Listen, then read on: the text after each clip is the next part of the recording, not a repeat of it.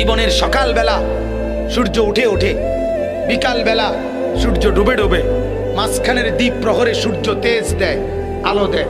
ঠিক জিন্দিগির প্রথম বেলা মায়ের পেট থেকে বের হওয়ার পর দুর্বল, এ সময় তো মাত্র সবল হইতে হইতে সবল হয়, আবার কিছুদিনের মধ্যেই আবার সবল দুর্বল হইয়া বৃদ্ধ হইয়া যায়।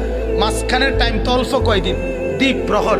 এ সময় যদি আলো না ছড়ায়, এ সময় যদি তেজ না থাকে, এই সময় যদি আখলাক না থাকে, তো কখন সে কিছু করবে?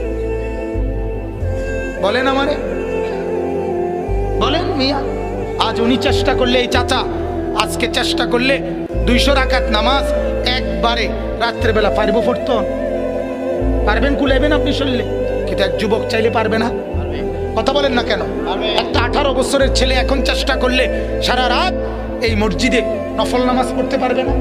আল্লাহ তাকে এই শক্তি দিছে, সে এই অফুরন্ত শক্তি